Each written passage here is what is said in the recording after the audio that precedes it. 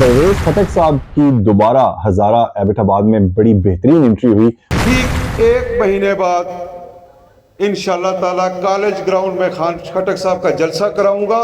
आज शेर बदर साहब और परवेज खटक साहब की एंट्री पड़ गई है। इससे हमें ये हालात नजर आ रहे हैं कि इलेक्शन अपने वक्त पर होंगे। हमने अपनी पार्टी बनाई, हमारी अपनी एक सोच है, हम उस सोच के मुताबिक चलना चाहते हैं।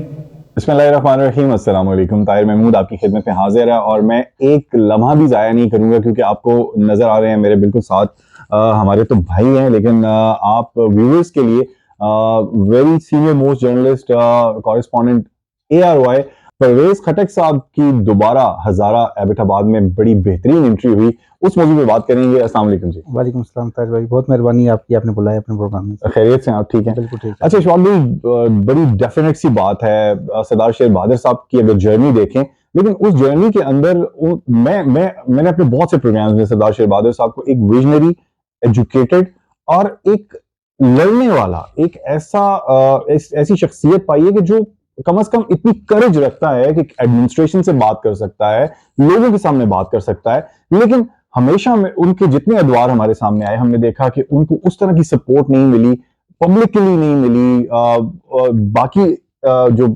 सेक्टर्स हैं उस तरफ से नहीं मिली।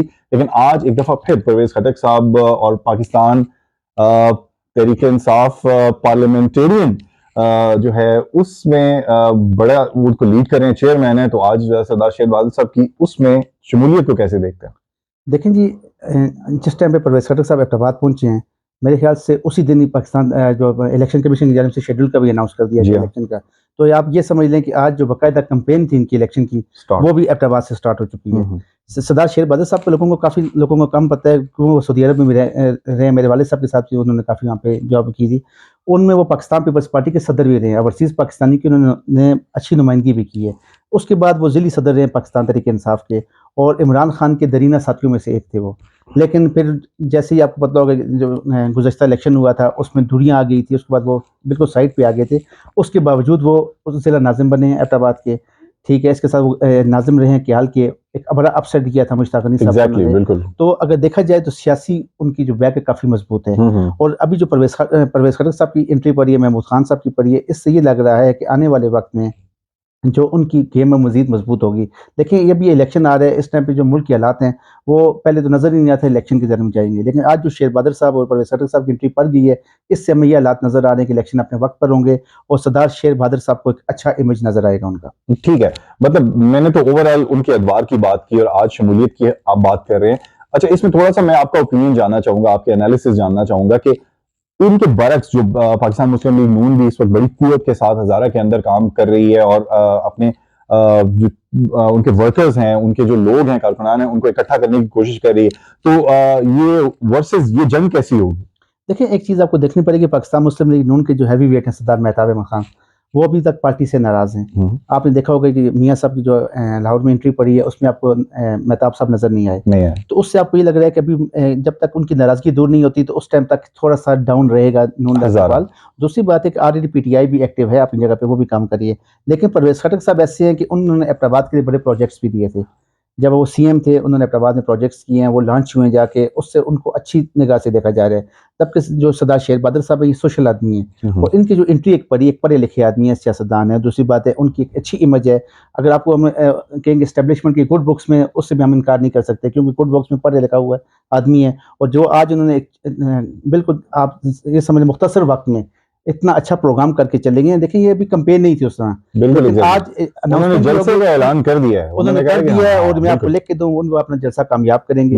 वो साउंड पार्टी भी हैं, फाइनेंशियल भी वो तकड़े हैं, ये नहीं कि कोई फाइनेंशियल में मार पड़ जाएगी, नहीं, वो स्ट्रांग भी हैं। ठीक है। और जो इस टाइम मुस्लिम लीग नून वाला जो काम पड़ गया थोड़ा सा, उसमें ये है, अगर सरदार मेहताब वाला ग्रुप नाराजगी ना खत्म की तो ये मुस्लिम लीग नून के लिए बड़ा बुरा वक्त होगा, क्योंकि उनको टफ टाइम मिलेगा हजारा में भी। एग्जैक्टली। क्विकली आखिरी कंक्लूजन में जाना चाह रहा हूँ, आपने पाकिस्तान तहरीक इंसाफ का जिक्र किया, PTI का जिक्र किया कि वो भी फेवरेट्स है, वो भी।